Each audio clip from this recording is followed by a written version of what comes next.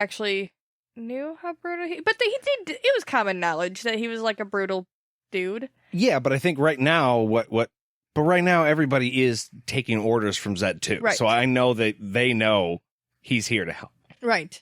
But still, that is no reason to go any closer. No. So after he's finished, Deborah offers him her headless thing. And Zedd takes it and he gives her back the stone. He feels a little guilty because it was his idea in the first place that he like planted in her head. But he takes it anyways. That's foul play. I mean, you fix her up while you're in there, but don't go messing with stuff. Well, especially because I feel like he does have a lot of influence in this castle, and I feel like if he went to a jeweler of like any kind, he could probably just be like, "Hey, give me a necklace," and not have to convince some poor girl who literally has nothing now to be like, "Give me your thing." Gosh, you could really do that to anybody then. Yeah. Just gotta get up in there and scramble your bits. So she makes a comment about how now she needs a job and somewhere to stay. And Zedd's like, well, you can stay here. And it's okay that I lost you your job because I got a new job for you. This is a sack of gold coins. Come work for Richard. He's the new Lord Rawl. I think he's pretty awesome. We got money. Yeah. And she's like, nope, not even a chance. Not fucking doing it. Danger surrounds that man. Don't want any of it. Good. See what happens when I got this close this time. Yeah. I don't want to get even closer. Zedd's like, wait. Do you know who I'm talking about, Richard? He's like, super cool dude. And she's like, no, I get it. Okay, I saw him. He's a good dude. I, like, saw his brain a little bit. Like, I saw visions of him. I know. He's not a bad dude, but I saw visions. Okay? Yeah, she's been around at the palace for the last few days, so she's seen Richard here. Yeah.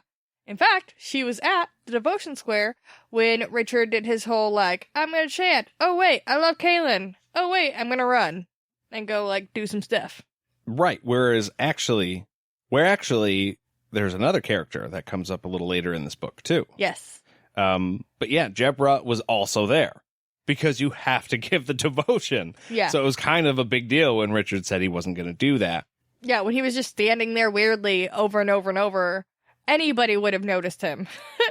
But particularly she did, because she gets visions of people randomly. They could be super true, she knows they're going to happen, or they could be, like, mysterious, weird things that don't actually mean what they mean. Yeah, a little murky, who knows? So, Zedd tells her that he needs to know exactly what happened in her visions. She's the one meant to receive whatever message this is. And it obviously has something to do with Richard. Yeah. So Zedd wants all the details, and that's something he did in the last book.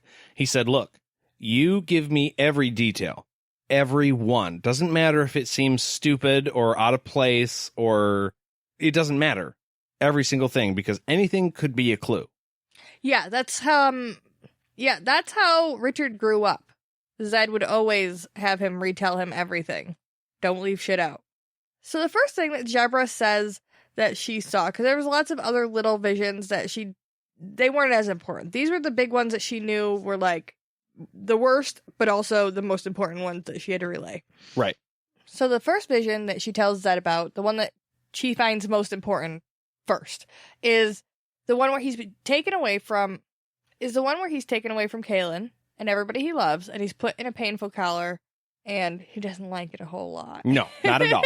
And Zedd's like, oh, Mort Sith, maybe? And she's like, no, this hasn't happened yet. Like, these are visions of the future, Zedd. Right. This is not past stuff. Keep up. Fortune teller. Everybody knows stuff that already happened. That's not my deal. That wouldn't be a gift. That would just be like remembering stuff. I believe you did your laundry last Tuesday. How do you know that? The tag is hanging out of your pocket. So the next one is Richard stuck in an hourglass, very Aladdin, like original Aladdin, with all of the graves of his family members and the people he cares about in the top of it, and him unable to like get up there to get to them. He's got to find the magic carpet, and then he'll be fine. Right. Well, he's got to break the glass, you know. Use the sword. You have the carpet now. Go. Go. So the next is him with a knife in his heart, held with his own hands. And then it quickly shifts to the next one, which is one of him in a red fancy coat, which, as far as I know, he doesn't own yet. And a knife in his back. But then his own hands flip him over. He's alive, but he's not alive. It's a quandary. And then it quickly flips to the next one. And this is the worst one, apparently. Because he's branded like a donkey by the keeper. I think a couple of these are semi-obvious to what they imply. I think, obviously, the sword being plunged into Richard with his own hands doing it is probably suicide. I think him with the hourglass implies kind of like what we dealt with in Wizard's First Rule. You only have a certain amount of time before, the first day of winter. Yeah. And shit happens with or without you. Yeah. So he runs out of time. And I think the other two could be a little murky. Depends. I don't know what the red coat's all about yet, but the British are coming. Yeah, but I don't think any of them are great. No, it doesn't sound like it's going to be a great year for him. He's having kind of like his own 2020. Yeah. Oh. So after Richard left Devotion, she also left Devotion because apparently everyone's distracted at this point. So Deborah's like, cool. Nobody has to stay for Devotion anymore. Bye. And she goes and cries and refuses to come out of her bedroom, which earlier in the chapter she had mentioned that Lady Karen didn't like her. And at first I thought it was because she was preventing her from killing her husband. Okay, cool. I'd be a little pissed too. I want to kill my husband. You're in my way. I get it. She implied that Deborah was lazy, and Deborah said, no, I'm not lazy. It's the visions, you see. If you are my servant, though, and A, I don't know you have visions, and B, you're my servant, and you're not doing your duties because you're in bed, I would be like, yeah, you're lazy. I don't want you to be my servant anymore. Right. So I kind of get Lady Karen on that point. Yeah, it's like, what are you doing? You down on the job again? Come on. Do something. Bring me a beer. Yeah. Ooh. That we got to train the dog or the cat to do that. Puck, go get me a beer. He ain't going anywhere. That's our cat. He's just like, no. But it is time for one, so I suppose I'll have to go get it myself. I'm actually very excited for you to talk about today's beer, Nate. Well, it's been a long time coming, but I finally got it, and it's the best thing ever. Tonight, we are drinking Imperial PB and Jelly. Yeah, like peanut butter and jelly. So this beer originally made by Elk Brewing. So this beer was made by Elk Brewing. It's a company that I love very, very much. They have a peanut butter and jelly beer. Yes, peanut butter and jelly beer that tastes exactly like that. And we've had that on the show before. Yeah. And off the show many, many, many, many times.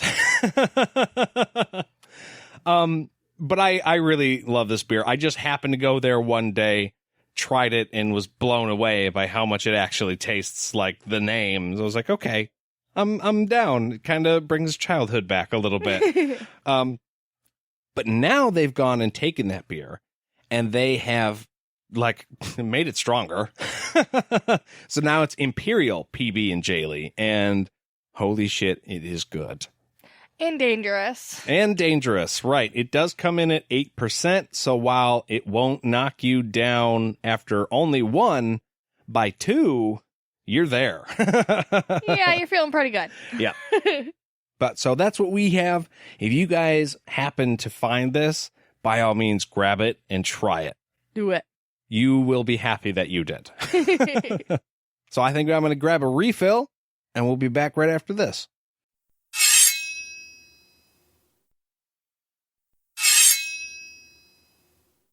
And we're back.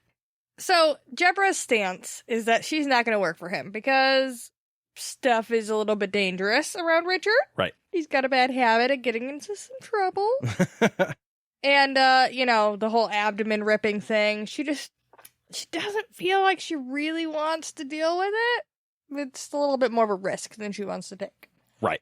Zedd is like, hey, well, I thought that you could help with that. Like, you can see the future. We could maybe try to navigate some of those dangerous waters, you know? Like, you have a map to the danger. It works. Yeah, you literally know the way to avoid this ever happening again. She, again, is like, nah, I'm not really a fan, okay? All right. Richard, no. Zedd at this point is like, yeah, is that really how you feel?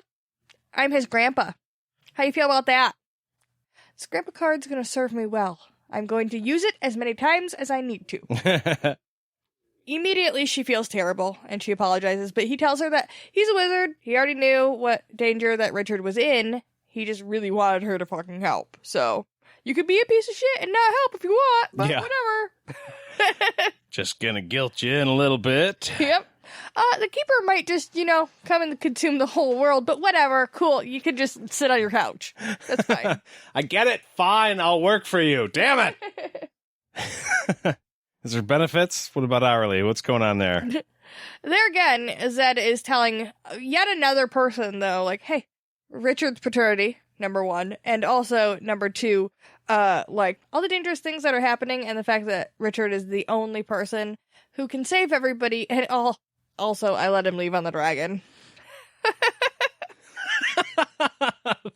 Laugh.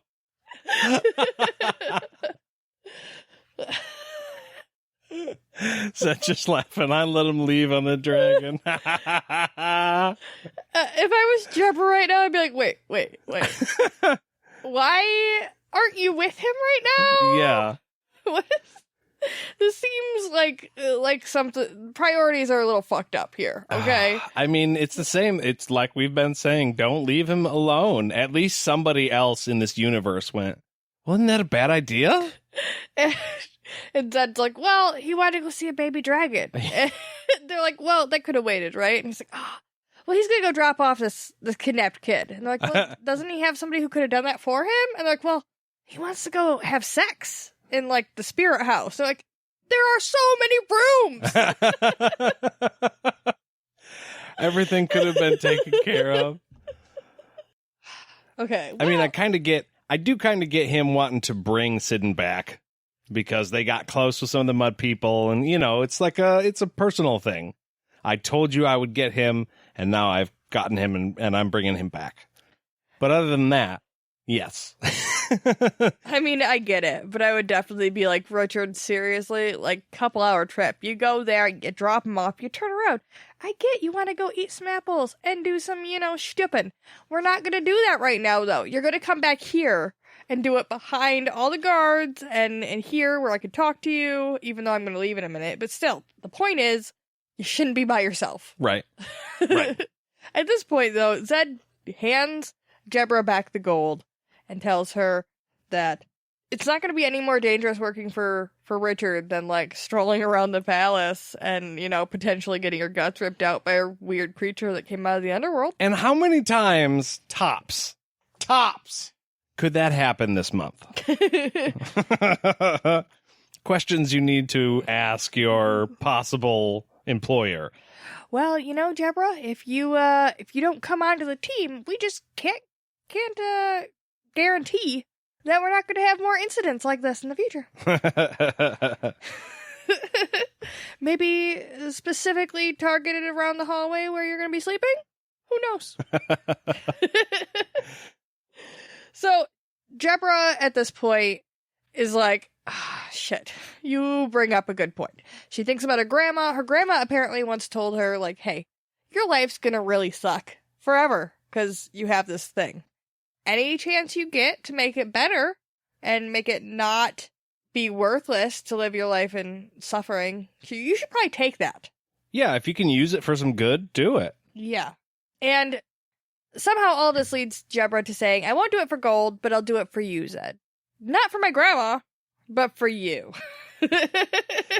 I mean, it's good on principle, but I'd still like to get paid if I could. At least give me a room in the palace, Well, just some living quarters and food. I'm fine. I can do that. Well, Zedd agrees with you. He hands the gold back to her. He says, you're actually going to probably need this because, living expenses. Yeah, and money. I mean, take the money, idiot. Yeah. Come on. You're officially employed now. That's cool and all, Yeah. but take the money. He's like,